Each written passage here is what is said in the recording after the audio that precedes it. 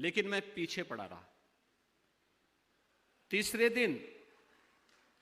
तीसरे दिन जानकारी मिली कि साहब इन दोनों युवाओं का दिल्ली में बटाला हाउस से किसी एक सज्जन से संबंध है। तो बटाला हाउस का नाम आते ही मैं और चौकन्ना हुआ। मेरे पास एक रिपोर्ट आई, एक मंदिर में एक संत पर मिलने की नियत से दो युवा जा रहे थे और जब उस युवाओं की जांच हुई तो उनके पास एक सामान्य ब्लेड मिली। उनसे पूछताछ करके छोड़ दिया गया। मैंने संत के बारे में डिटेल लिया और मैंने कहा दोनों युवा कौन थे। संबंधित जनपद के पुलिस अधीक्षक को मैंने फोन करके पूछा, मैंने कहा दोनों युवा कौन थे। तत्कालीन जो हमारे डीजीपी थे उनसे मैंने कहा भी इन दोनों युवाओं के बारे में डिटेल लो। कहा साहब ये दोनों हिंदू युवा थे ऐसा। मैंने कहा भी देखो मैं ये नहीं पूछ रहा हूं, एक मुझे बताओ कि उनके पास मिला क्या। कहा साहब एक ब्लेड था। मैंने कहा कैसा ब्लेड था। कहा वो सर्जिकल ब्लेड होता है। मैंने कहा सर्जिकल ब्लेड ये डॉक्टर इस्तेमाल करते हैं सर्जरी में, बहुत शार्प होता है। मैंने कहा बहुत छोटा सा होता है, 2 इंच का होगा और 2-2.5 इंच का यह शार्प इंस्ट्रूमेंट इतना खतरनाक होता है कि अगर वह किसी को यहां कट मार दे तो मान के चलिए कि अगले 2-3 मिनट में उसकी डेथ हो जाएगी। तो मैंने कहा भी इतने खतरनाक इंस्ट्रूमेंट को लेकर के जा रहे हैं और आप उसको हल्केपन से ले रहे हैं। मैंने कहा एक मालूम करो दोनों युवा वास्तव में जिस नाम से जो नाम उन्होंने बताया है ये नाम उन्हीं का है या छद्म नाम है। तो पूछताछ हुई तो उन्होंने पहले अपना नाम उसी जनपद का बताया था, बाद में उसमें से एक युवा ने कहा कि साहब एक उसने अपने दिल्ली का एड्रेस बताया, दूसरे ने हैदराबाद का बताया। मैंने कहा भी दोनों जगह भी मालूम करो और इनके बारे में डिटेल लो। पुलिस हर बार उन्हें पूछताछ करके छोड़ती, पीछे पड़ा रहा। तीसरे दिन जानकारी मिली कि साहब इन दोनों युवाओं का दिल्ली में बटाला हाउस से किसी एक सज्जन से संबंध है। तो बटाला हाउस का नाम आते ही मैं और चौकन्ना हुआ। मैंने कहा बटाला हाउस ये वही जगह है जहां 2008 में दिल्ली में दिल्ली पुलिस के एक इंस्पेक्टर मोहनचंद शर्मा शहीद हुए थे आतंकियों से मुठभेड़ करते हुए। और बटाला हाउस में ये युवा जाते हैं तो मैंने कहा भी ये मान के चलो, पक्का मान के चलो कि दोनों युवा हिंदू नहीं हैं, आप इसको नोट करना। कहा साहब हम लोगों के 3 पीढ़ी पहले हमारे पूर्वज इस्लाम स्वीकार कर लिए थे। अब चूंकि 3 पीढ़ी पूर्व हो चुका था तो लेकिन हम लोग फिर भी वे सच बोलने का नहीं, सच तो इनको अब बकना पड़ेगा। थे एक संत की हत्या करने के लिए। खैर ये कार्रवाई आगे बढ़ी। हम लोगों ने कहा कि भाई ये बटाला हाउस में जिस सज्जन के पास जाते थे देखो ये वास्तव में सज्जन ही है या कोई दुर्जन है। दूसरी बार आया फिर छोड़ दिया। मैंने कभी क्यों छोड़ दिया। कहा साहब वो तो एक सामान्य धर्मोपदेशक है। मैंने कहा क्या कोई हिंदू संत है क्या। कहा नहीं साहब। मैंने कहा उसका पूरा नाम, तो नाम भी उसका बड़ा अजीब था। तो मैं भौचक था कि सही नाम और सही तथ्यों को सबके सामने क्यों नहीं रखा जा रहा है। उसके बाद फिर हमने जब सख्ती से इस पे कार्रवाई आगे बढ़ाई तो हमने कहा भी उसके ऑफिस में जाकर के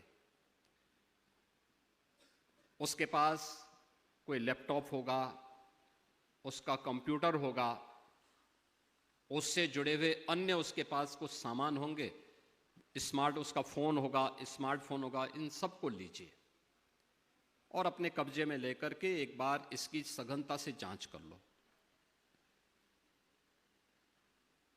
पकड़ में आया और पकड़ में आने के बाद जब हम लोगों ने जांच करनी शुरू की तो उन्होंने, वह एक बहुत बड़े रैकेट को संचालित करता था और जिसका टारगेट होता था मूक बधिर बच्चे। उसमें जब हमारी कार्रवाई चल रही थी तो सबसे पहले मेरे पास शिकायत आई गुड़गांव से, और गुड़गांव से एक महिला ने कहा कि साहब मेरे बच्चे को, जो मूक बधिर था, दिल्ली की एक संस्था में पढ़ता था, उसको जबरदस्ती इस्लाम स्वीकार कर। फिर मेरे पास दूसरा मामला आया कानपुर का। कानपुर में एक युवा, एक छोटा, एक नौजवान लड़का मूक बधिर था, वह दिल्ली की उसी संस्था में पढ़ता था। तो अचानक रोजे के दिन थे, वह लड़का छुट्टी पे आया था,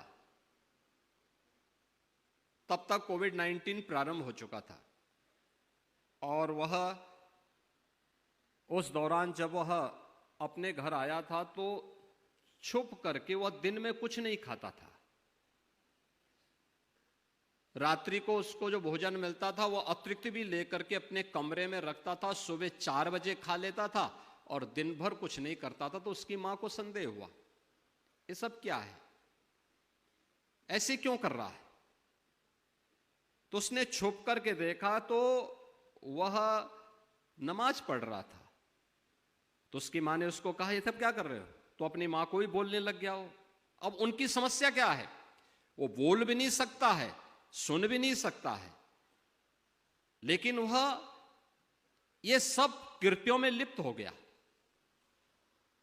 हमने कहा भी ये कैसे हो सकता है, जो व्यक्ति सुन नहीं सकता है, वो बोल नहीं सकता है, वह कैसे नमाज पढ़ सकता है, कैसे, कौन सिखा रहा उसको। तो फिर पता लगा कि बटाला हाउस से जुड़ी हुई उस संस्था के द्वारा, जो अपने को धर्मोपदेशक कहता था, उसके द्वारा वहां पर एक इस प्रकार के स्मार्टफोन उन बच्चों को दिए जाते थे जिसमें वह उसके माध्यम से कोड भाषा में उनके साथ संवाद बनाता था, उनको ट्रेनिंग देता था और स्मार्टफोन के माध्यम से सारी उनकी एक्टिविटीज संचालित हो रही थी। और धर्मांतरण का एक बहुत बड़े रैकेट को हम लोगों ने पर्दाफाश किया था। ऐसे 500 परिवारों को उन्होंने अपनी चपेट में लिया था कि परिणाम स्वरूप अभी 3 महीने पहले माननीय न्यायालय ने उसमें से 7 लोगों को आजीवन कारावास की सजा। कहां तक पहुंच चुके हैं, सबकी प्राइवेसी भी आज कंप्रोमाइज्ड हो चुकी है। कोई उससे अपने आप को नहीं कर सकता। यानी केवल अभी तक फोटोशॉप के बारे में सुनते थे, अब तक हम लोग डॉक्टर तस्वीरों के बारे में सोचते थे, लेकिन अब तो पूरी की पूरी फिल्म ही जनरेट हो जा रही है हूबहू आवाज के साथ। आपने देखा होगा अभी पिछले कुछ दिनों 2-3 बड़े साइबर अपराध के मामले यूपी में आए थे। हमारे सरकार के एक मंत्री को उसके पुत्र की आवाज में